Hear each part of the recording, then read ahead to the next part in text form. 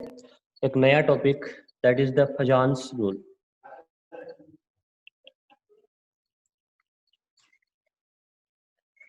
फजान्स rule.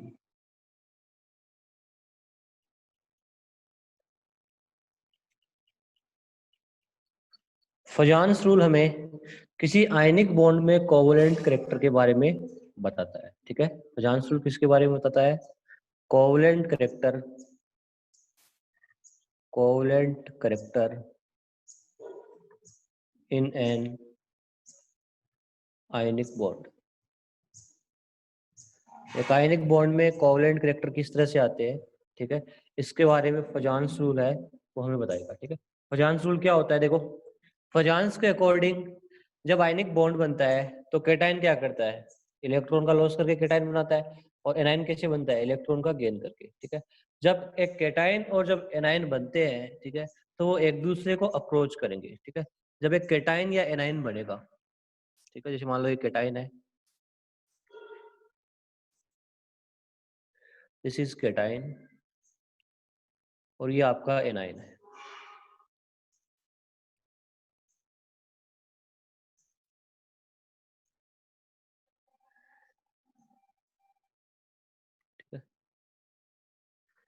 A9 generally बड़ा होता है। ठीक है, ये एनाइन है। तो जब केटाइन और एनाइन एक दूसरे को अप्रोच करते हैं तो उन दोनों के बीच में वेरियस टाइप ऑफ फोर्सेज है वो काम करते हैं। ठीक है, इसके इलेक्ट्रॉन्स है, इसके न्यूक्लियस की तरफ अट्रैक्ट होंगे। ठीक है, और इसके इलेक्ट्रॉन्स है वो इसके न्यूक्लियस की तरफ अट्रैक्ट होंगे।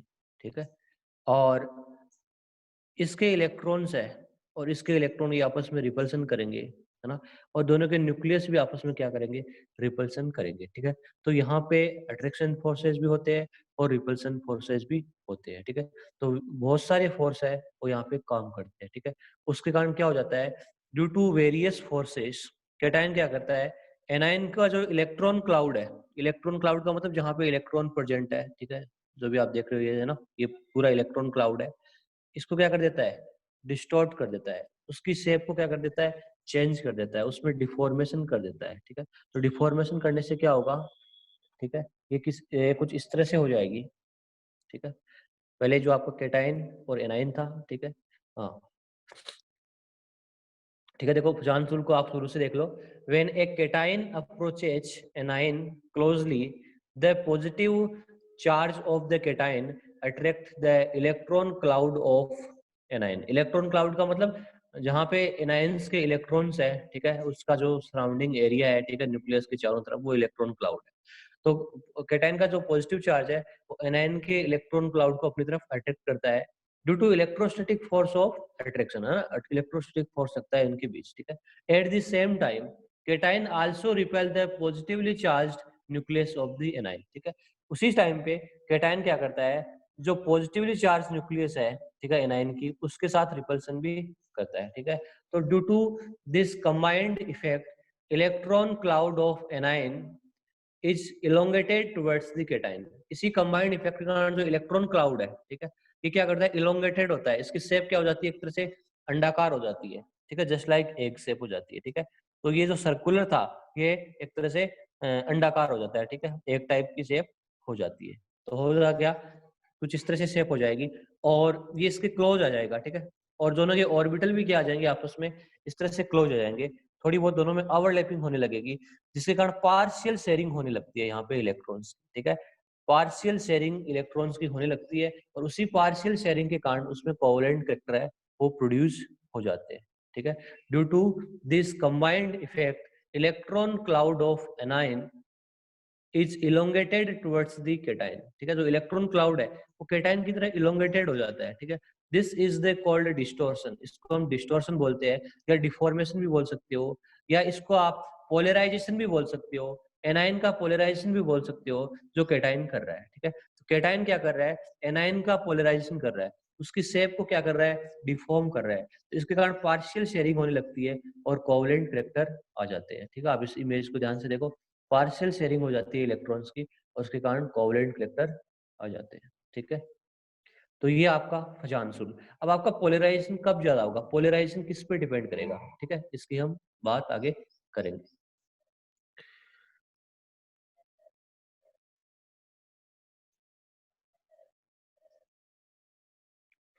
हाँ, एक बार फिर से और बताता हूँ मैं, ठीक है। जतिन सिंगला, ध्यान दे लीजिए। जब एक केटाइन और एनाइन आपस में एक दूसरे को अप्रोच करते हैं, ठीक है, जब एक केटाइन और एनाइन आपस में एक दूसरे को अप्रोच करते हैं, ठीक है, तो उनके बीच में वेरियस टाइप ऑफ के फोर्स काम करते हैं, ठीक है। केटाइन का जो न्यूक्लियस है वो एनाइन का जो इलेक्ट्रॉन क्लाउड है उनको अट्रैक्ट करेगा और उसकी न्यूक्लियस को क्या करेगा, रिपल करेगा। उसके कारण क्या करेगा, जो केटाइन क्या करेगा, एनाइन का पोलराइजेशन कर देता है। केटाइन क्या कर देता है, एनाइन का पोलराइजेशन कर देता है, ठीक है, उसकी शेप को चेंज कर देता है, ठीक है, उसमें डिफॉर्मेशन कर देता है, ठीक है। तो इससे क्या हो जाएगा, पार्शियल शेयरिंग होने लग जाएगी, इलेक्ट्रॉन से क्या हो जाएगी, पार्शियल शेयरिंग होने लग जाएगी। उस पार्शियल शेयरिंग के कारण क्या हो जाता है, कोवेलेंट करैक्टर आ जाते हैं, ठीक है। कोवेलेंट करैक्टर कैसे आएंगे, केटाइन है वो एनाइन का जो इलेक्ट्रॉन क्लाउड है उसको डिफॉर्म कर देता है, उसको इलेंगुएटेड कर देता है, ठीक है। तो इसके कारण दोनों पास पास में आ जाएंगे, ठीक है, दोनों के ऑर्बिटल्स में ओवरलैपिंग हो जाएगी, उसके कारण पार्शियल है वो शेयरिंग होने लगती है। इसको बोलते हैं पोलराइजेशन, ठीक है। ये पोलराइजेशन कब होगा, कब ज्यादा होगा, देखो ध्यान से देखो।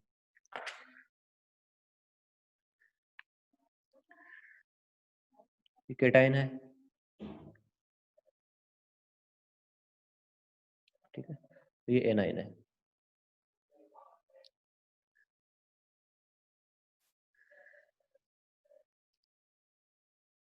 देखो एनाइन की शेप जितनी ज्यादा बड़ी होगी, ठीक है, एनाइन की शेप है ना, size of anion, size of anion यदि बढ़ती है, ठीक है, वो ज्यादा होती है, ठीक है, तो उससे क्या होगा, पोलराइजेशन है वो ज्यादा होगा, ठीक है, वो ज्यादा एज ए इस तरह से डिफॉर्म हो जाएगा, ठीक है, वो ज्यादा एज ए नजदीकी से बिल्कुल ज्यादा ओवरलैप करेगा, ठीक है, ज्यादा इसकी साइज में है वो डिफॉर्मेशन होगा। तो एनाइन की साइज है वो बड़ी होनी चाहिए, ठीक है, पोलराइजेशन के लिए, और केटाइन की क्या होनी चाहिए, छोटी होनी चाहिए, बिकॉज उसका जो फील्ड स्ट्रेंथ है, ठीक है, बिल्कुल इफेक्टिव न्यूक्लियर चार्ज है वो इतना होना चाहिए कि इसकी न्यूक्लियस पे ज्यादा रिपल्सन फोर्स लगा सके और इसके इलेक्ट्रॉन्स पे ज्यादा अट्रैक्शन फोर्स लगा सके, ठीक है। जितना ज्यादा अट्रैक्शन और रिपल्सन फोर्स लगाएगा उतना ही ज्यादा डिफॉर्मेशन होगा, ठीक है। मतलब इनके बीच में जो डिस्टेंस है वो क्या होगी, कम होगी, है ना, क्योंकि यदि आपका केटाइन छोटा है तो ये वाली डिस्टेंस क्या होगी, कम होगी। तो पोलराइजेशन है वो किसके डायरेक्टली प्रोपोर्शनल होगा, पोलराइजेशन है वो साइज ऑफ एनायन के डायरेक्टली प्रोपोर्शनल होता है। एनायन की साइज बड़ी होनी चाहिए पोलराइजेशन के लिए, और साइज ऑफ कैटायन के इनवर्सली प्रोपोर्शनल होता है। साइज ऑफ कैटायन के इनवर्सली प्रोपोर्शनल होता है। जितना ज्यादा पोलराइजेशन होगा कोवलेंट कैरेक्टर उतने ही ज्यादा आएंगे, ठीक है। तो पोलराइजेशन डायरेक्टली प्रोपोर्शनल होता है कोवलेंट कैरेक्टर के, है ना, उतने ज्यादा कोवलेंट कैरेक्टर आएंगे, और आयनिक कैरेक्टर उतने ही कम हो जाएंगे, ठीक है। पोलराइजेशन इनवर्सली प्रोपोर्शनल होता है आयनिक कैरेक्टर के, ठीक है, आयनिक कैरेक्टर के इनवर्सली प्रोपोर्शनल हो जाएगा, ठीक है। और इनवर्सली प्रोपोर्शनल हो जाएगा melting point and boiling point. किसके इनवर्सली प्रोपोर्शनल होगा, melting point and boiling point के इनवर्सली प्रोपोर्शनल हो जाएगा, ठीक है। केटाइन इलोंगेटेड नहीं होगा, एक्चुअल में केटाइन है वो जो एनायन के इलेक्ट्रॉन क्लाउड है, ठीक है, उसकी तरफ है वो एक तरह से ज्यादा फोर्सेज लगा रहा है, रिपल्सिव फोर्सेज है, ठीक है। केटाइन आपका स्मॉल होगा, ठीक है, तो स्मॉल है उसमें डिफॉर्मेशन नहीं आएगी इतनी ज्यादा। जो साइज बड़ा होगा, ठीक है, वो डिफॉर्म हो जाएगा, ठीक है, जितनी बड़ी साइज होगी वो डिफॉर्मेशन आ जाएगी उसमें। हाँ प्रीतिंद्र बोलो। Morning sir. हाँ गुड मॉर्निंग। सर वो फजान थोड़ा रिपीट कर दो सर, नेट प्रॉब्लम आ गई थी। अभी अभी तो रिपीट किया था, 2 बार तो कर दिया था रिपीट। सर नेट प्रॉब्लम आ गई थी सर। ठीक है, मैं लास्ट बार रिपीट कर रहा हूँ, ठीक है। Thank you sir. Okay.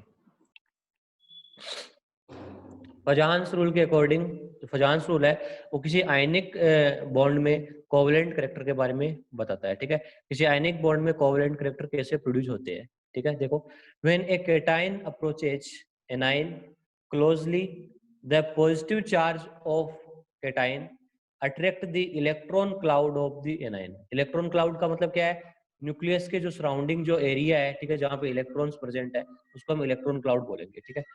Due to electrostatic force of attraction, ठीक है, क्योंकि ये कैटाइन और एनाइन के बीच में क्या होगी, इलेक्ट्रोस्टैटिक फोर्स होगी, ठीक है। कैटाइन का जो न्यूक्लियस और एनाइन का जो इलेक्ट्रॉन क्लाउड है वो एक दूसरे को अट्रैक्ट करेंगे और दोनों के न्यूक्लियस है एक दूसरे को रिपल्सन करेंगे, ठीक है। Due to this combined effect, है ना, रिपल्सन और अट्रैक्शन फोर्स के कारण, due to this combined effect electron cloud of anion is elongated towards the cation. जो इलेक्ट्रॉन क्लाउड है, ठीक है, एनाइन का, वो कैटाइन की तरफ इलोंगेटेड हो जाता है, डिस्टॉर्शन हो जाता है उसका, ठीक है।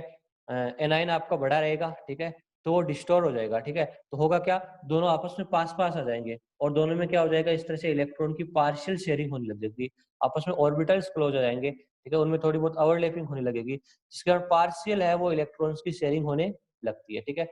इसको बोलते हैं हम पोलराइजेशन। क्या बोलते हैं इसको, पोलराइजेशन। पोलराइजेशन कौन कर रहा है, कैटाइन कर रहा है। किसका कर रहा है, एनाइन का, ठीक है।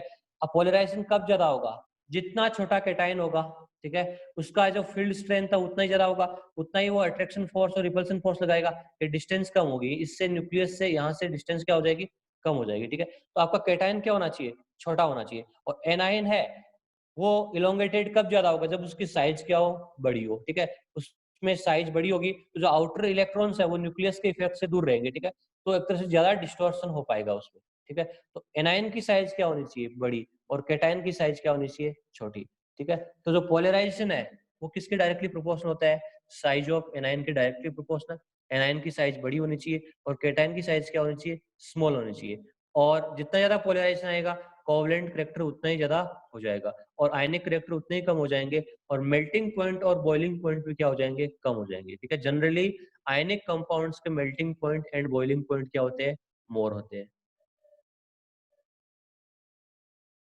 हाँ प्रणव अग्रवाल, ऑलमोस्ट सारे आयनिक कंपाउंड में होता है, डिपेंड करता है केटाइन की साइज क्या है, ठीक है। यदि केटाइन छोटा है तो पोलराइजेशन आता है उसमें, ठीक है, लगभग सारों में होता है, ठीक है, किसी में ज्यादा होता है किसी में कम होता है, ठीक है। अब इस बात को वेरीफाई कैसे करें, ठीक है, हमने तो जैसे रूल फजांस रूल को देख लिया, ठीक है, क्या ये रियली में लागू होता है, चेक करते हैं इसको, ठीक है, बिल्कुल चेक करते हैं। देखो ध्यान दो, जैसे मैं एल्कलाइन अर्थ मेटल के क्लोराइड्स लिखता हूँ, BeCl2 MgCl2। हाँ एनाइन छोटा होगा तो पोलराइजेशन नहीं होगा, ठीक है, ज्यादा। BeCl2 MgCl2 CaCl2 SrCl2 और BaCl2, ठीक है, बेरियम क्लोराइड, ठीक है। बेरिलियम से लेके बेरियम क्लोराइड तक मैंने क्लोराइड्स के नाम लिखे हैं। अब आपसे पूछो मुझे सबसे ज्यादा आयनिक कौन, आप बताओ क्या आंसर होगा। पहले आप जो चेक करते थे, है ना, इलेक्ट्रोनेगेटिविटी डिफरेंस के हिसाब से, तो सबसे ज्यादा आयनिक कौन है इसमें से, बता सकते हो, विच इज मोर आयनिक, ठीक है। हाँ जी, इलेक्ट्रोनेगेटिव डिफरेंस से चेक करके बताओ कौन सा ज्यादा आयनिक होगा। अर्शदीप कौर उल्टा मत बोला कर, ठीक है, बार बार बार बार वही गलती करता रहता है।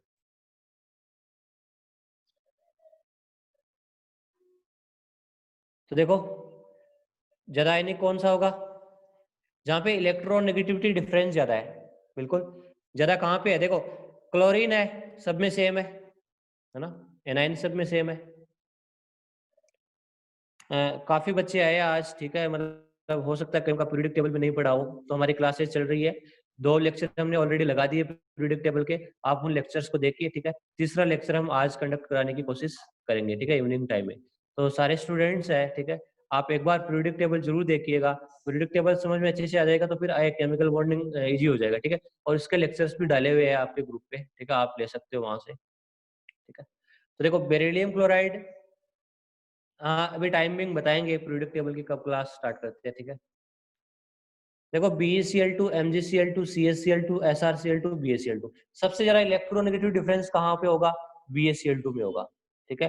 कैसे होगा, देखो एनाइन आपका सब में सेम है, जैसे क्लोरीन की इलेक्ट्रोनेगेटिविटी 3.1 मान लेते हैं, ठीक है, सब में 3.1 ही होती है क्लोरीन की लगभग, है ना। अब बताओ बेरिलियम +2 या बेरिलियम की इलेक्ट्रोनेगेटिविटी लगभग मैंने मान ली, अज्यूम कर ली, ठीक है, ये एग्जैक्ट वैल्यू नहीं मान रहा हूँ मैं, आपको समझाने के लिए मान रहा हूँ, ठीक है, 1.5 मान ली, ठीक है। बताओ Mg+2 की बेरिलियम से क्या होगी, कमी होगी, टॉप टू बॉटम जाने पे इलेक्ट्रोनेगेटिविटी क्या होती है, कम, ठीक है। 1.5 से क्या होगी, 1.2 हो जाएगी, फिर आ जाएगी 1.1 हो जाएगी, फिर 1 हो जाएगी, ठीक है, फिर 0.9 हो जाएगी, ठीक है। आप डिफरेंस चेक करके देखो, बताओ सबसे ज्यादा डिफरेंस कहाँ होगा। डिफरेंस टॉप टू बॉटम जाने पे क्या हो रहा है, बढ़ रहा है। इलेक्ट्रोनेगेटिविटी का डिफरेंस बढ़ता है तो आयनिक करेक्टर भी क्या होंगे, बढ़ेंगे, ठीक है। अब आयनिक करेक्टर का ऑर्डर क्या रहेगा, ये रहेगा बिल्कुल, ठीक है। क्या हम फजांस रूल से देख सकते हैं, बिल्कुल देख सकते हैं, ठीक है। फजांस रूल से कैसे देखेंगे, देखो सबका कैटाइन और एनाइन लिख लो, ठीक है। मैं इधर लिख रहा हूँ BeCl2 MgCl2 CaCl2 SrCl2 और BaCl2, ठीक है। तो एनाइन सब में सेम आप देख सकते हो, ठीक है। A9 Cl negative Cl negative Cl negative सब में कॉमन है, ठीक है। आप कैटाइन को देख लो, कैटाइन क्या है यहाँ पे, B+2 Mg+2 Ca+2 Sr+2 और Ba+2, ठीक है। केटाइन की साइज टॉप टू बॉटम जाने पे क्या हो रही है, size of cation top to bottom जाने पे क्या हो रही है, इंक्रीज हो रही है, ठीक है। तो मुझे ये बताओ पोलराइजेशन क्या होगा, पोलराइजेशन किसके डायरेक्टली प्रोपोर्शनल होता है, पोलराइजेशन डायरेक्टली प्रोपोर्शनल होता है साइज ऑफ एनाइन के तो डायरेक्टली प्रोपोर्शनल, और साइज ऑफ एनाइन केटाइन के inversely proportional, size of cation के इनवर्सली प्रोपोर्शनल, ठीक है। तो देखो एनाइन तो सब में कॉमन है, Cl नेगेटिव Cl नेगेटिव, ठीक है। तो आप एनाइन के हिसाब से चेक नहीं कर सकते, आप कैटाइन को देखो, ठीक है। कैटाइन जितना छोटा होगा पोलराइजेशन पावर उतनी ज्यादा होगी और कोवलेंट करेक्टर है वो उतनी ज्यादा आएंगे, ठीक है। अब देखो टॉप टू बॉटम जाने पे साइज बढ़ रहा है ना कैटाइन का, इसका मतलब पोलराइजेशन एबिलिटी क्या हो रही है, टॉप टू बॉटम जाने पे डिक्रीज हो रही है। जब पोलराइजेशन डिक्रीज हो रहा है तो टॉप टू बॉटम जाने पे कोवलेंट करेक्टर भी क्या हो रहे हैं, डिक्रीज हो रहे हैं। इसका मतलब कोवलेंट करेक्टर यदि डिक्रीज हो रहे हैं तो आयनिक करेक्टर क्या होंगे, फिर इंक्रीज होंगे, ठीक है। तो टॉप टू बॉटम जाने पे आयनिक करेक्टर है वो इंक्रीज हो रहे हैं, ठीक है। तो हमने जो इलेक्ट्रोनेगेटिविटी का डिफरेंस देखा था उससे भी अपना आंसर वैसे ही आ रहा है जैसा फजांस रूल के अकॉर्डिंग आ रहा है, ठीक है। तो सबसे ज्यादा आयनिक कौन है, BaCl2। आपसे पूछे सबसे ज्यादा कोवलेंट कौन है, BCl2, ठीक है। बेरिलियम क्लोराइड है वो सबसे ज्यादा कोवलेंट है, ठीक है। इस तरह से आप क्वेश्चन के आंसर दे सकते हो, ठीक है। क्लियर है क्वेश्चन।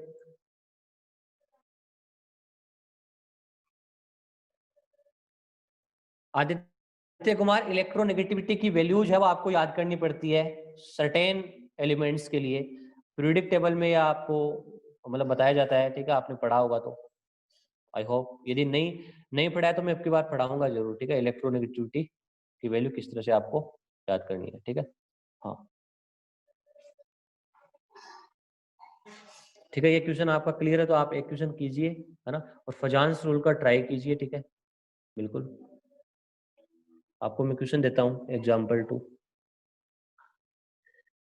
NaCl MgCl2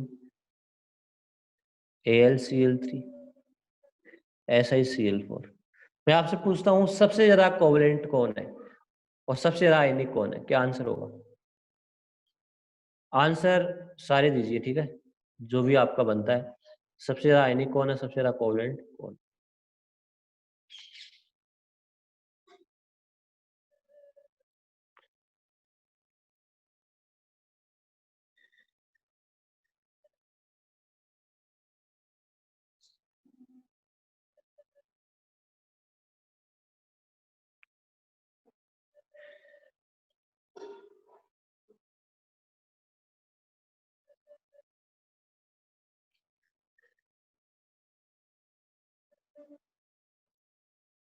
सबसे ज्यादा कोवलेंट कौन है,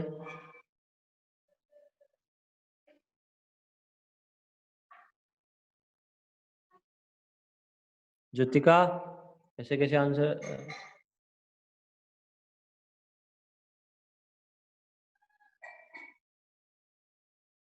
कोई फजांस रूल से चेक कर लो, ठीक है। आपको इलेक्ट्रोनेगेटिव डिफरेंस नहीं देखना है क्योंकि इलेक्ट्रोनेगेटिविटी की वैल्यू याद तो होती नहीं है, फिर आप डिफरेंस लोगोगे टाइम लग जाएगा, ठीक है। बस डायरेक्ट फजांस रूल से कर लो।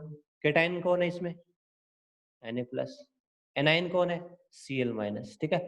एनाइन कौन है, Cl-, ठीक है। तो Cl- सब में कॉमन है। यहाँ पे केटाइन कौन है, Mg+2। यहाँ पे एनाइन को यहाँ पे केटाइन कौन है, Al+3, ठीक है।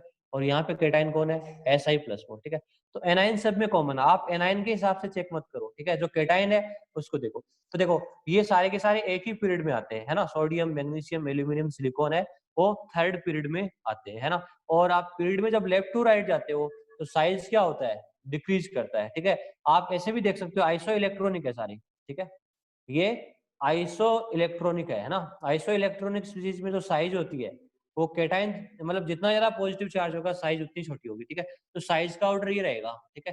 केटाइन की साइज का ऑर्डर क्या रहेगा, ये रहेगा, ये साइज ऑफ केटाइन का ऑर्डर है, साइज ऑफ केटाइन का ऑर्डर है, ठीक है। तो मतलब पोलराइजेशन का ऑर्डर क्या होगा, पोलराइजेशन का ऑर्डर जस्ट रिवर्स होगा, बिकॉज पोलराइजेशन है वो केटाइन की साइज के इनवर्सली प्रोपोर्शनल होता है। केटाइन जितना ज्यादा छोटा होगा तो इलेक्ट्रॉन क्लाउड का उतना ही ज्यादा पोलराइजेशन करेगा, उसको उतना ही ज्यादा डिस्टॉर्शन करेगा उसमें, ठीक है। तो पोलराइजेशन का ऑर्डर है वो जस्ट उल्टा होगा, ठीक है। तो जो पोलराइजेशन का ऑर्डर होगा वही कोवलेंट कैरेक्टर का ऑर्डर होगा, ठीक है। तो सबसे ज्यादा कोवलेंट कौन होगा, SiCl4, ठीक है, सिलिकॉन टेट्राक्लोराइड। और सबसे लेस कोवलेंट कौन होगा या आयनिक कौन होगा, इनमें से मोर आयनिक कौन होगा, NaCl होगा, ठीक है। NaCl क्या होगा, मोर आयनिक होगा, ठीक है।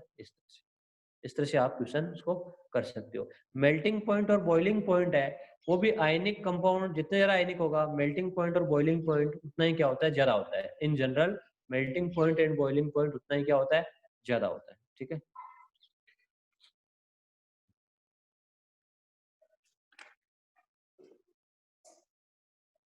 चलो एक क्वेश्चन और देता हूं मैं आपसे, आप करो। Li2CO3, Na2CO3, K2CO3, Rb2CO3 और CS2CO3 ये कार्बोनेट्स है एल्कली मेटल्स के, एल्कली मेटल के कार्बोनेट्स है। बताओ इसमें covalent character top to bottom जाने पे क्या करेगा, इंक्रीज करेगा या डिक्रीज करेगा, ठीक है। ये कार्बोनेट्स है एल्कली मेटल्स के, covalent character top to bottom जाने पे क्या करेगा, डिक्रीज करेगा या इंक्रीज करेगा, शाबाश। टॉप टू बॉटम जाने पे कोवलेंट कैरेक्टर क्या करेगा, इंक्रीज करेगा या डिक्रीज करेगा, ठीक है। तो आप चेक कर लो केटाइन और एनाइन को सेपरेट कर लो, है ना। यहाँ पे एनाइन कौन है, आपकी बार एनाइन बहुत बड़ा है, ठीक है। केटाइन तो क्या आपका Li+ है, एनाइन कौन है यहाँ पे, कार्बोनेट आयन है ना, CO3 2 नेगेटिव आयन है, ठीक है। ये इतना बड़ा एनाइन है ना, तो एनाइन सब में सेम है, ठीक है। आप देख सकते हो सबका एनाइन सेम है ना। यहाँ भी Na+ CO3 2 नेगेटिव, यहाँ पे K+ CO3 2 नेगेटिव, यहाँ पे Rb+ CO3 2 negative, Cgm+ CO3 2 negative. आप देख सकते हो टॉप टू बॉटम जाने पे साइज ऑफ केटाइन क्या कर रहा है, इंक्रीज कर रहा है। और यदि केटाइन का साइज बढ़ेगा तो पोलराइजेशन पावर है वो क्या होगी, डिक्रीज होगी, और कोवलेंट कैरेक्टर भी क्या होंगे, डिक्रीज होंगे, ठीक है। तो टॉप टू बॉटम जाने पे आयनिक कैरेक्टर बढ़ रहे हैं, है ना, बिल्कुल इस तरह से। ऐसा जरूरी नहीं है हमेशा ही हो, ठीक है। ये को रटना नहीं है आपको, ठीक है, आपको समझना है। जैसे मैं एक क्वेश्चन दूं, अब आप इसका आंसर क्या दोगे, ठीक है। ये देखो मैंने लिखा NaF, NaCl, NaBr, NaI। अब आप बताओ टॉप टू बॉटम जाने पे कोवलेंट कैरेक्टर क्या होंगे, इंक्रीज होंगे या डिक्रीज होंगे,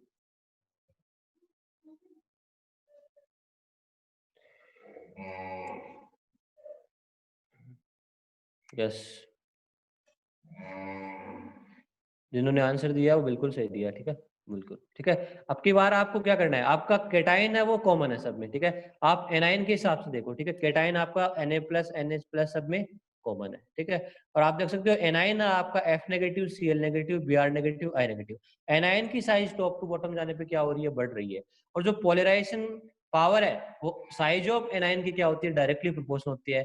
जितना बड़ा एनाइन होगा पोलराइजेशन पावर केटाइन उसमें उतना ही ज्यादा पोलराइज करेगा, और कोवलेंट कैरेक्टर क्या होंगे, बढ़ेंगे, ठीक है। ठीक है, तो इस तरह से जो फजान्स रूल है वो एक तरह से केमिस्ट्री का बहुत ही ज्यादा एक तरह से यूनिवर्सल रूल है, हर चैप्टर्स में आपके काम आएगा, ठीक है, बिल्कुल, ठीक है। कोई भी चैप्टर उठा के देख लो आप, ठीक है, आपको मिल ही जाएगा ये, ठीक है।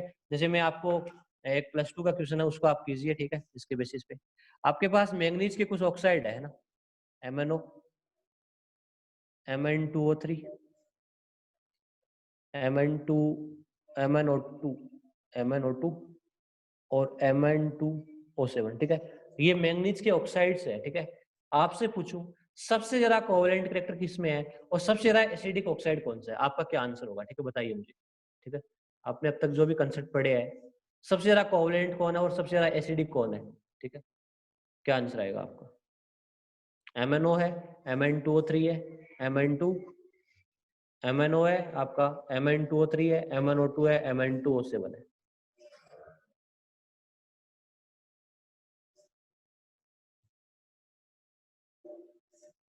ठीक है, तो वही आपको सबसे पहले आपको देखना पड़ेगा आपका केटाइन क्या है और एनाइन क्या है। ठीक है, काफी लोगों ने बिल्कुल सही आंसर दिया। ठीक है, केटाइन क्या है आपका, कैसे निकालोगे, देखो ऑक्सीजन पे चार्ज -2 होता है एक पे, तो Mn पे चार्ज कितना आएगा, +2 आएगा। ठीक है, ओके, यहाँ पे एक ऑक्सीजन पे चार्ज -2 है। ठीक है, तो 3 ऑक्सीजन पे कितना चार्ज हो जाएगा, +6, तो एक Mn पे कितना चार्ज आएगा, वहां पे 2 Mn है, एक Mn पे कितना आएगा, +3। ठीक है, आपको मैंने निकालना भी बताया था ऑक्सीडेशन स्टेट कैसे निकालते हैं, आप x मान के निकाल सकते हैं। ठीक है, जैसे मान लो इसकी निकालनी हो आपको, ठीक है, इसकी, तो Mn कितने हैं यहाँ पे 2, एक Mn की x मान लिए तो 2 Mn की क्या हो जाएगी, 2x।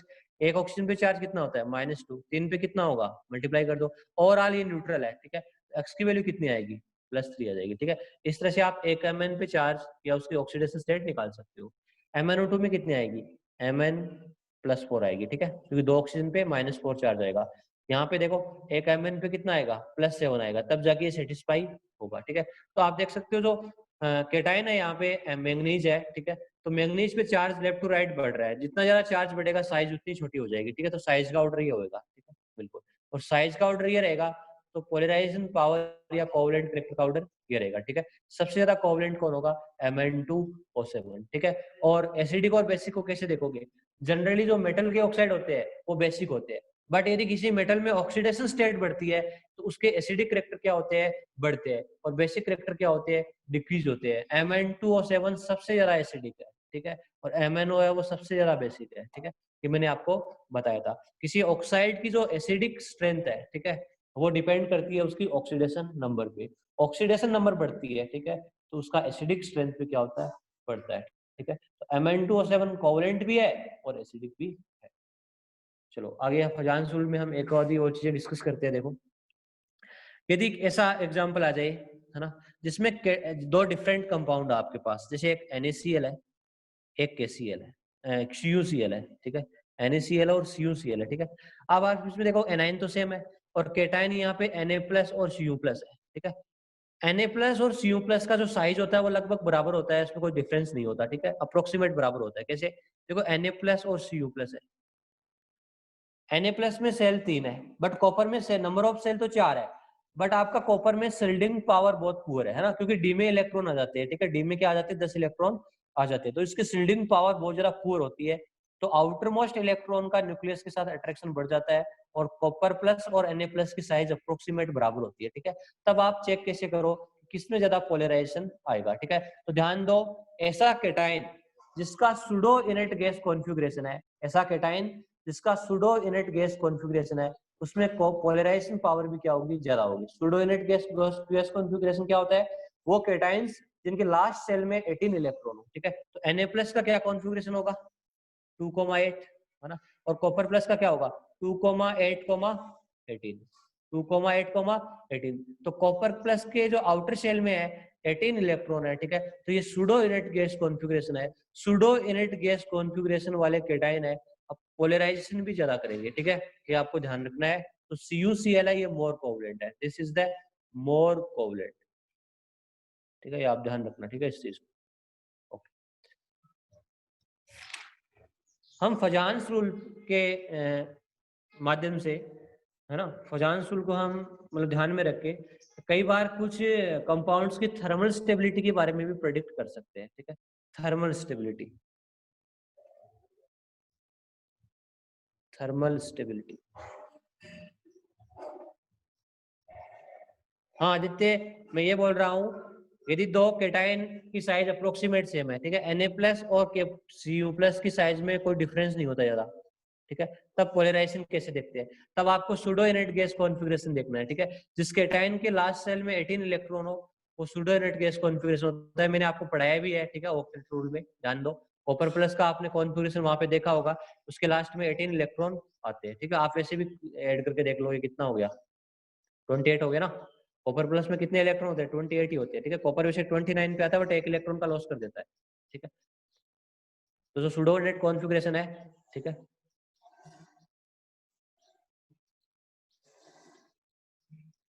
सूडो इनेट कॉन्फ़िगरेशन होगा, क्यों नहीं होगा, फिर साइज के हिसाब से चेक कर लेना। ठीक है, साइज के हिसाब से चेक कर लेना फिर।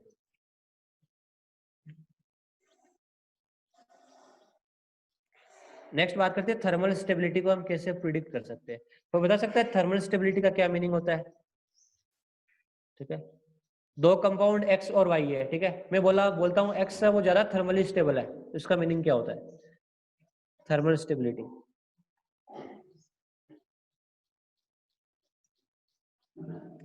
सुडोइनेट कॉन्फ़िगरेशन होगा तो पोलराइजेशन पावर ज्यादा होगी। आदित्य कुमार, सुडो मतलब थर्मल स्टेबिलिटी का मतलब क्या होता है? देखो ध्यान दो, जैसे आपके पास एक कंपाउंड एक्स है, एक वाई है, ठीक है, एक्स और वाई है, ठीक है, मैंने बोला इन दोनों को आपने हीट किया, ठीक है, थर्मल का मतलब होता है टेम्परेचर, थर्मल का मतलब क्या होता है temperature, thermal means temperature, temperature की प्रति स्टेबिलिटी, ठीक है, और इसको भी आपने हीट कर रहे हो आप, है ना, इसको भी आप हीट कर रहे हो, ये 100 डिग्री सेंटीग्रेड टॉलरेट कर सकता है ना, 100 तक, जैसे आपने 100 से ऊपर किया डिकम्पोज हो सकता है, ठीक है, और ये मान लो 70 डिग्री सेंटीग्रेड ही टॉलरेट कर सकता है। बताओ इनमें से ज्यादा थर्मली स्टेबल कौन है? आप बताओ क्या आंसर होगा? ठीक है, एक्स है वो मोर थर्मली स्टेबल है बिकॉज वो ज्यादा टेम्परेचर टॉलरेट कर सकता है, ठीक है। अब मुझे आप बताओ, एक आपके पास आयनिक कंपाउंड है, ठीक है, एक NaCl आपके पास, ये आयनिक है, ठीक है, और एक आपके पास कोई दूसरा कंपाउंड है, जैसे मान लो AlCl3 है या AlBr3 है, ठीक है, आप मुझे बताओ ये आयनिक है ना, ये लेटिस बनाता है, क्रिस्टल लेटिस बनाता है, और ये कोवलेंट है, इनमें से ज्यादा थर्मली स्टेबल कौन होना चाहिए आपके हिसाब से? ठीक है, आयनिक ज्यादा थर्मली स्टेबल होना चाहिए या कोवलेंट? ठीक है, तो बिल्कुल आयनिक होगा, ठीक है। तो फजान्स रूल के अकॉर्डिंग हम जो कार्बोनेट्स है, ठीक है, एल्कली मेटल के या एल्कलाइन अर्थ मेटल के, ठीक है, कार्बोनेट्स और हाइड्रोजन कार्बोनेट है, उनकी थर्मल स्टेबिलिटी का कंपैरिजन कर सकते हैं। ऐसा क्योंकि है मैंने, बिकॉज आप जब एस ब्लॉक पढ़ोगे तो आपको वो ही मिलेगा, ठीक है, कार्बोनेट्स के बारे में, ठीक है, मैं उसी चीज को यहाँ पे ही डिस्कस कर रहा हूँ ताकि आपको आगे पढ़ना न पड़े, ठीक है, इसी के साथ मैंने इसको ऐड कर दिया फजान्स रूल के साथ, ठीक है। जैसे मैंने बोल दिया आपको, मैं कार्बोनेट्स लिख रहा हूँ एल्कली और एल्कलाइन अर्थ मेटल के, जिससे मैंने लिख दिया Li2CO3, Na2CO3, K2CO3, Rb2CO3, CS2CO3, ठीक है, और वैसे एल्कलाइन अर्थ मेटल के beryllium carbonate, magnesium carbonate, calcium carbonate, strontium carbonate और बेरियम कार्बोनेट, ठीक है। मुझे बताओ thermal stability top to bottom जाने पे क्या होगी, डिक्रीज होगी या इंक्रीज होगी? हाँ हरजोत सिंह बोलो। सर NaCl की थर्मल स्टेबिलिटी कैसे आता है? क्योंकि NaCl है वो आयनिक कंपाउंड है, और आयनिक कंपाउंड एक स्ट्रॉन्ग लैटिस स्ट्रक्चर बनाते हैं, ठीक है, मैंने बताया था लैटिस स्ट्रक्चर क्यूबिकल टाइप की, ठीक है, उसमें Yes, sir. इंटरमोलिकुलर फोर्स ज्यादा होता है, तो टेम्परेचर उसको इजीली तोड़ नहीं सकता, ब्रेक नहीं कर सकता। कोवलेंट से ज्यादा होता है सर? हाँ बिल्कुल ज्यादा होता है, जनरली कोवलेंट से ज्यादा होता है आयनिक कंपाउंड में, ठीक है। कुछ ओके सर. कोवलेंट ऐसे सुनो कुछ ऐसे कोवलेंट कंपाउंड होते हैं जो आयनिक से ही ज्यादा थर्मली स्टेबल होते हैं, जैसे डायमंड, ठीक है, डायमंड में नेटवर्क स्ट्रक्चर बनती है, ठीक है, एक कार्बन दूसरे कार्बन एटम के साथ अटैच होके एक तरह से पॉलीमर स्ट्रक्चर बनाता है, ठीक है, तो वहां पे डायमंड की थर्मल स्टेबिलिटी बहुत ज्यादा होती है, ठीक है, वो कोवलेंट है, ठीक है। जरूरी नहीं है हमेशा आयनिक की ज्यादा हो, जनरली आयनिक कंपाउंड है वो ज्यादा थर्मली स्टेबल होते हैं, ठीक है। जो कोवलेंट जरा स्ट्रॉन्ग होते हैं उनके क्वेश्चन भी आपके आगे आ जाएंगे चैप्टरों में, ठीक है, डोंट वरी।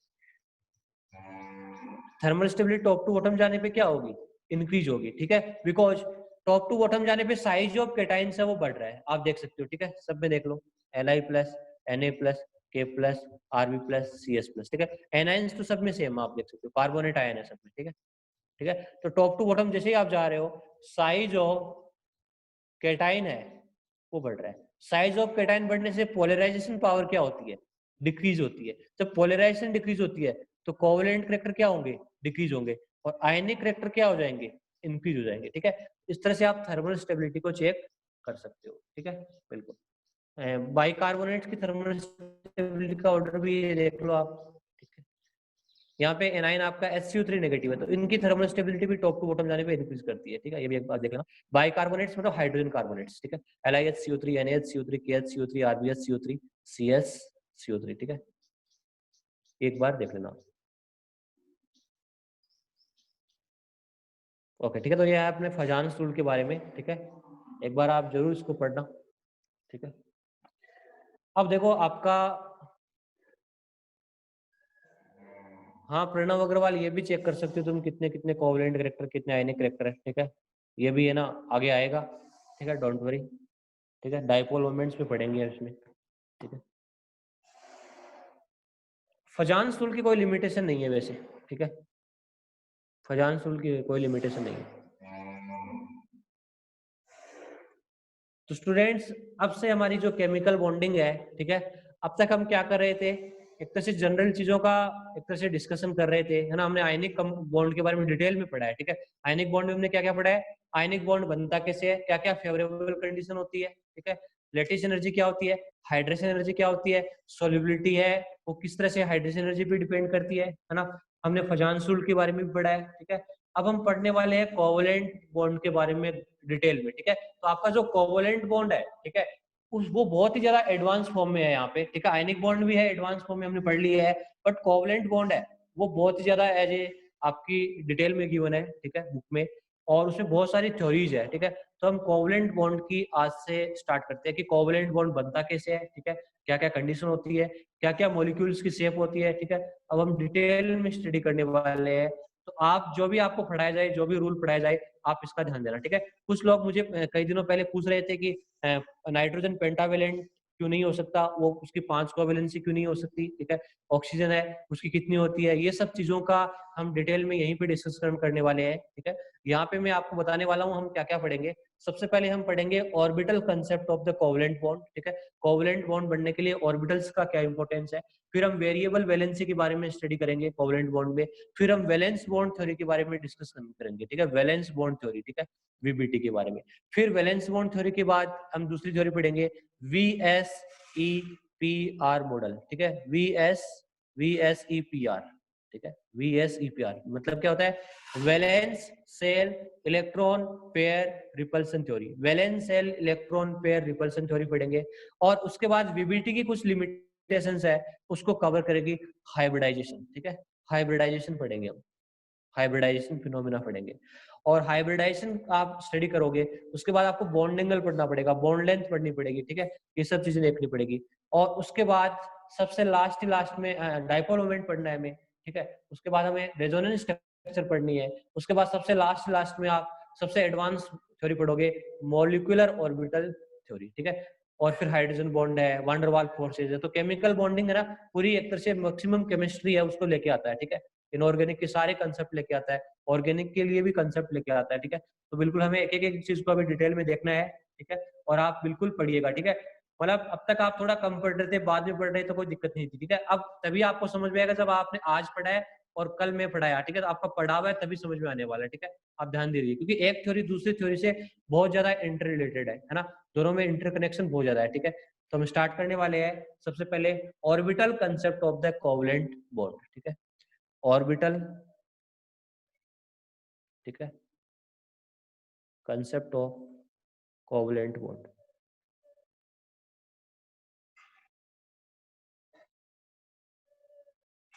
हाँ बिल्कुल सेंड कर देंगे ग्रुप में, क्लास होगी तो बिल्कुल सेंड कर दूंगा टाइम। देखो orbital concept of the covalent bond का मीनिंग क्या है, ठीक है, ध्यान दो आप। आपने अभी अभी हमने देखा था थोड़े दिनों पहले, जब दो हाइड्रोजन एटम पास पास में आते हैं, ठीक है, तो वो इलेक्ट्रॉन की शेयरिंग कर लेते हैं इस तरह से, ठीक है, डुप्लेट कंप्लीट करते हैं, है ना, ऑक्टेट रूल में हमने पढ़ा था, ठीक है। हाइड्रोजन डुप्लेट कंप्लीट करता है, ठीक है, इस तरह से, है ना। दोनों के पास दो दो इलेक्ट्रॉन हो जाते हैं ना। और आपके मॉलिक्यूल्स क्यों बनते हैं, स्टेबिलिटी के लिए बनते हैं ना। एनर्जी क्या होती है, रिलीज होती है, और स्टेबिलिटी क्या होती है, इंक्रीज होती है, ठीक है। अब एक्चुअली में होता क्या है, देखो हाइड्रोजन का कॉन्फ़िगरेशन क्या होता है, 1s1, है ना।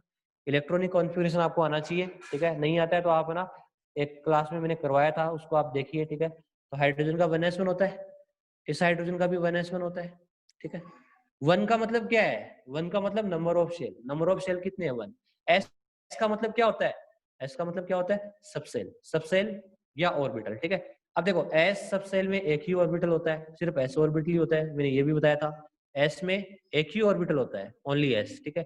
पी में 3 ऑर्बिटल होते हैं, P X, P Y, P Z, है ना। और डी में 5 होते हैं, और एफ में कितने होते हैं, 7 होते हैं। और एक ऑर्बिटल में मैक्सिमम 2 इलेक्ट्रॉन आ सकते हैं, एक ऑर्बिटल में मैक्सिमम कितने इलेक्ट्रॉन आ सकते हैं, 2 आ सकते हैं, ठीक है। बट मिनिमम से मिनिमम 0 भी आ सकता है और 1 भी हो सकता है है ना, मैक्सिमम तो 2 आ सकते हैं। अब यदि आपके पास इलेक्ट्रॉन ही नहीं है तो 2 कैसे आएंगे, ठीक है। जैसे हाइड्रोजन के पास यहाँ पे 1 इलेक्ट्रॉन है, इसमें भी 1 इलेक्ट्रॉन है, ठीक है।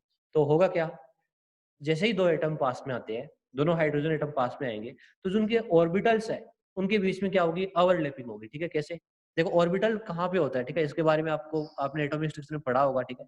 ये एटम है ना, ठीक है, ये एटम दिख रहा है ना आपको, ये न्यूक्लियस है, ये शेल है, सेल या ऑर्बिट, ठीक है। ये सेल है या ऑर्बिट, है ना, एक ही चीज है ना। सेल के अंदर एक ऐसी जगह होती है, ठीक है, उसको हम सबसेल बोलते हैं। क्या होते हैं, सबसेल, है ना। और सबसेल के अंदर क्या होते हैं, ऑर्बिटल होते हैं। ऑर्बिटल किसके अंदर होते हैं, सबसेल के अंदर, ठीक है। तो बिल्कुल जब 2 एटम पास में आएंगे तो उनके जो ऑर्बिटल है, जैसे यहाँ पे जो 1 इलेक्ट्रॉन है वो s ऑर्बिटल में है, ठीक है, तो ये s ऑर्बिटल है ना, ये 1s ऑर्बिटल बना लिया, ठीक है। ये दूसरा 1s ऑर्बिटल है, ठीक है। यहाँ पे इलेक्ट्रॉन्स आप देख सकते हो, है ना, एक का स्पिन ऊपर रखना है तो दूसरे का स्पिन आपको नीचे रखना है, ठीक है। और यदि दोनों की स्पिन ऊपर करिए तो अंदर ही अंदर स्पिन है वो इन्वर्जन हो ही जाता है, बिकॉज एक ऑर्बिटल में मैक्सिमम 2 इलेक्ट्रॉन रहेंगे तो उनकी स्पिन आपस में ऑपोजिट होनी चाहिए, बिकॉज यदि एक ही डायरेक्शन में उनमें रोटेशन हुआ तो रिपल्सन ज्यादा होगा, ठीक है। तो ये आपस में क्लोज आएंगे और क्लोज आने से क्या होगा, इनमें ओवरलैपिंग होगी, ठीक है। इस तरह से ओवरलैप होते हैं, है ना। और यहाँ पे दोनों इलेक्ट्रॉन आपस में पेयरिंग हो जाती है, ठीक है, दोनों के पास 2 इलेक्ट्रॉन हो जाते हैं, ठीक है। तो इस तरह से कोवलेंट बॉन्ड बनने के लिए क्या एसेंशियल कंडीशन है, ऑर्बिटल्स की ओवरलैपिंग जरूरी होना है ना। ऑर्बिटल्स है उनकी ओवरलैपिंग होनी चाहिए, ठीक है। जो हाफ फील्ड ऑर्बिटल है वो आपस में ओवरलैपिंग करके फुल फील्ड हो जाएगी, ठीक है। ध्यान दो, कोवलेंट बॉन्ड बनने के लिए, कोवलेंट बॉन्ड बनेगा कब, जब 2 हाफ फील्ड ऑर्बिटल हो और जब वो पास पास आएंगे तो उनमें क्या होगी, ओवरलैपिंग होगी, ठीक है। और ओवरलैपिंग से आपका कोवलेंट बॉन्ड यहाँ पे बन रहा है, ठीक है। अब आपसे मैं कुछ एक क्वेश्चन पूछता हूँ, ठीक है, देखते हैं कितने को आता है, एटॉमिक स्ट्रक्चर में किसने पढ़ा है। मुझे बताओ डायरेक्शनल ऑर्बिटल और नॉन डायरेक्शनल ऑर्बिटल कौन कौन से होते हैं। सबसे बताओ नॉन डायरेक्शनल कौन सा होता है और डायरेक्शनल कौन से होते हैं, आंसर तो 1 मिनट।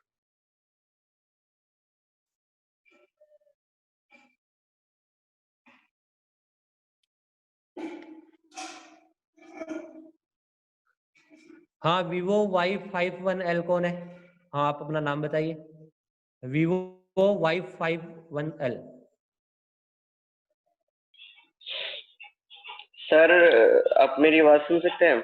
हाँ बिल्कुल सुन सकता हूँ। सर मैं जसपाल सिंह हूँ, मैं सर न्यू स्टूडेंट हूँ, कल ही एडमिशन लिया मैंने, कल ही इसलिए लिया है? मैं थोड़ा पीछे रह गया हूँ। हाँ जी सर। अच्छा, आपके बारे में इंस्टीट्यूट से कोई पूछ रहा है, ठीक है, मैं भी आंसर देता हूँ। कि डायरेक्शनल और नॉन डायरेक्शनल ऑर्बिटल्स क्या होते हैं, ठीक है, आपने एटॉमिक स्ट्रक्चर में स्टडी किया होगा, ठीक है, दृष्टि बिल्कुल सही है। डायरेक्शनल और नॉन डायरेक्शनल का क्या मीनिंग होता है, तो एक बार मैं आपको बता रहा हूँ ऑर्बिटल्स के बारे में। देखो एस ऑर्बिटल होता है वो स्पेरिकल होता है, इस तरह से स्पेरिकल, ठीक है। मैं ऑर्बिटल्स की डायग्राम बना रहा हूँ, मैं एटम की डायग्राम नहीं बना रहा हूँ। एटम तो खुद एज ए सर्कुलर है, स्पेरिकल है, ठीक है। मैं ऑर्बिटल्स की बात कर रहा हूँ, ये एस ऑर्बिटल है,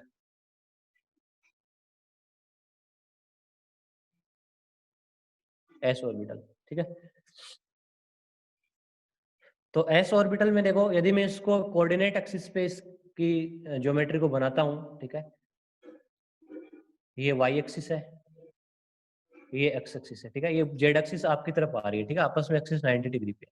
तो जो एस ऑर्बिटल है, ठीक है, वो इस तरह से बनेगा, ठीक है, ये स्पेरिकल है और इसमें जो इलेक्ट्रॉन डेंसिटी है वो पूरे स्फीयर में इक्वल है, ठीक है। इलेक्ट्रॉन है पूरे स्फीयर में इक्वली डिस्ट्रीब्यूटेड है, ठीक, कहीं भी आ सकते हैं, ठीक है। और इसकी कोई डायरेक्शन नहीं है, ठीक है, ये एक्स में भी उतना ही है, उतना ही वाई में है, ठीक है। ये नॉन डायरेक्शनल ऑर्बिटल होता है, एस ऑर्बिटल है वो नॉन डायरेक्शनल होता है, नॉन डायरेक्शनल, ठीक है, क्योंकि वाई एक्स में भी उतना ही है, वाई में भी उतना है, ठीक है, और जेड में भी आता है, ठीक है। तो ये नॉन डायरेक्शनल ऑर्बिटल है। अब मैं पी ऑर्बिटल की बात करूं तो पी आपका डंबल शेप होता है, इस तरह से डंबल, है ना। तो पी में 3 टाइप के होंगे, एक पी एक्स होगा, एक पी वाई होगा, एक पी जेड होगा, ठीक है। तो पी एक्स की जैसे आपको बनाना है स्ट्रक्चर को, इस तरह से बनेगी पी एक्स कैसे बनेगा, ये वाई एक्सिस है, ये एक्स एक्सिस है, ठीक है। px मतलब x एक्सिस पे लाई कर रहा है ना, डायरेक्शन को बता दिया है, ठीक है, x एक्सिस पे लाई करेगा, तो आप हाफ लॉब तो पॉजिटिव एक्सिस की तरफ ले आओ, हाफ लॉब पॉजिटिव एक्सिस की तरफ, और हाफ लॉब आप नेगेटिव एक्सिस की तरफ ले आओ, ठीक है। तो ये पॉजिटिव हो गया, ये नेगेटिव है। यहाँ पे पॉजिटिव और नेगेटिव का मतलब कोई चार्ज नहीं है, ध्यान दो आप, यहाँ कोई चार्ज नहीं है कि पॉजिटिव चार्ज है नेगेटिव चार्ज है, पॉजिटिव और नेगेटिव डायरेक्शन को बता रहे हैं, ठीक है। जो आपका ये लोब है ये पॉजिटिव एक्सिस की तरफ है, तो ये पॉजिटिव हो गया, नेगेटिव हो गया, ठीक है। और इलेक्ट्रॉन्स यहाँ भी आ सकता है, इस वाले लोब में भी, और इलेक्ट्रॉन्स यहाँ भी आ सकता है, ठीक है, बिल्कुल इस तरह से, है ना। और जो दो इलेक्ट्रॉन है तो दोनों एक ही जगह पे होंगे, या तो यहाँ होंगे या यहाँ होंगे, ठीक है, इस तरह से। और एक इलेक्ट्रॉन है तो यहाँ हो सकता है, यहाँ हो सकता है, दोनों में से कहीं भी हो सकता है। तो ये डायरेक्शनल है, ठीक है, आप देख सकते हो इसकी डायरेक्शन, आप देख सकते हो एक्स एक्सिस की तरफ है। हाँ, कोई हैंड राइज कर रहा था, आप बोलिए कौन था, दोबारा राइज कीजिए, कुछ पूछना है।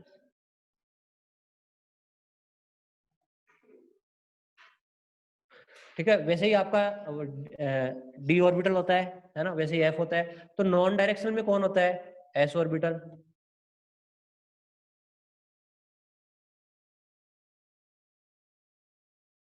भूपिंदर सिंह कहाँ से हो आप, आपके बारे में पूछ रहा है भूपिंदर सिंह, डेमो भूपिंदर सिंह।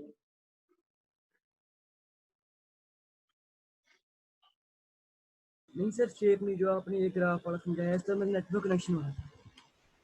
क्या क्या क्या कनेक्शन, नेटवर्क कनेक्शन टूट रहा था सर मेरा। अरे ये आपने एटॉमिक स्ट्रक्चर में पढ़ा होगा, मतलब मैं वहां से थोड़ा बहुत इसलिए बताया था, डिटेल में पढ़ा होगा आपने, पी एक्स पी वाई कैसे बनता है, नहीं पढ़ा क्या जतिन। सर पढ़ा।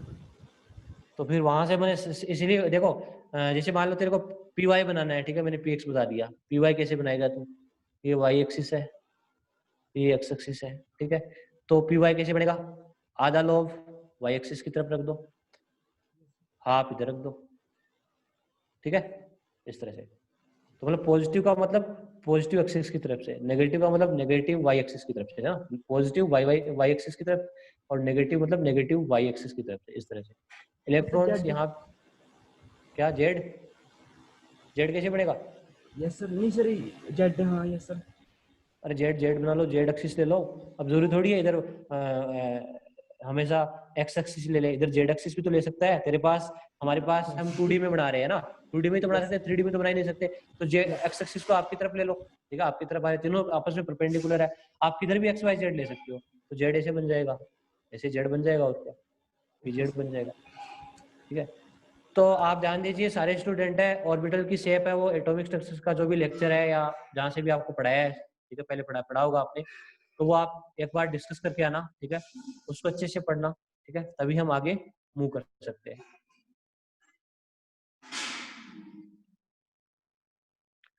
तो देखो कुछ है, मैं आपको रूल्स बता देता हूँ, ठीक है, orbital concept of covalent bond के, ठीक है। रूल फर्स्ट है ना, इसके फर्स्ट क्या पॉइंट है, one orbital can accommodate maximum 2 electrons with opposite spin.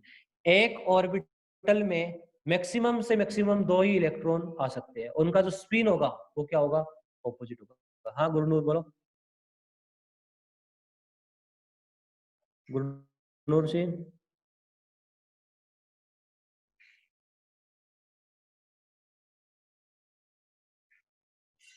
हाँ गुरनूर, आवाज नहीं आ रही तुम्हारी, तुम मैसेज लिख सकते हो, ठीक है। तो एक ऑर्बिटल में मैक्सिमम से मैक्सिमम कितने इलेक्ट्रॉन आ सकते हैं, 2, ठीक है।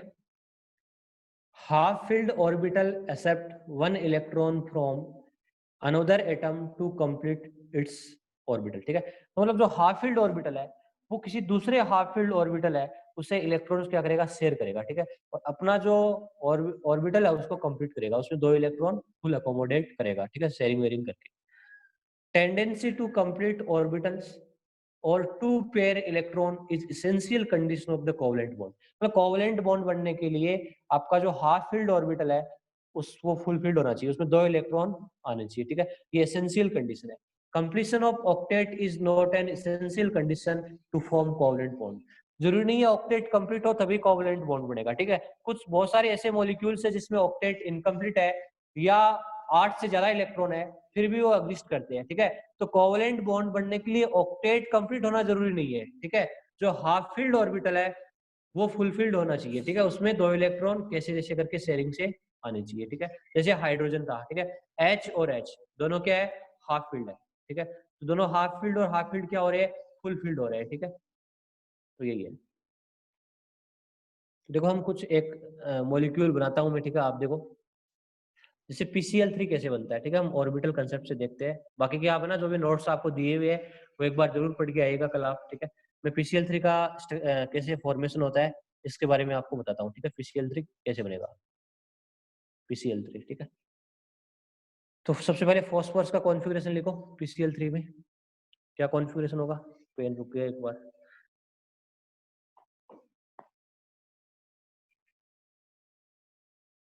ठीक है, अभी पेन वेन भी खत्म हो गया है, ठीक है। मेरे पास पेन दूसरा है नहीं, तो हम क्लास को यहीं पे स्किप करते हैं।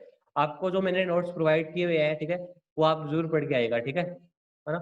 और कल हम डिस्कस करेंगे कोवलेंट बॉन्ड के बारे में डिटेल में, ठीक है। और जो नोट्स आगे से दिए हुए हैं वो भी एक बार आप पढ़ लेना, ठीक है, यदि आपकी इच्छा है तो, यदि आपको समझ में आता है तो, है ना। ओके, ठीक है, thank you, see you soon, ठीक है। और पीरियडिक टेबल की यदि क्लास होगी तो मैं आपको बता दूंगा, ठीक है। नहीं होगी तो कोई दिक्कत नहीं है, ठीक है। ओके,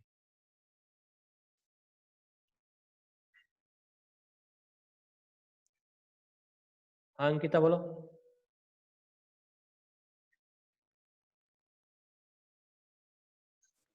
ये भी 1s1 सर है, यस।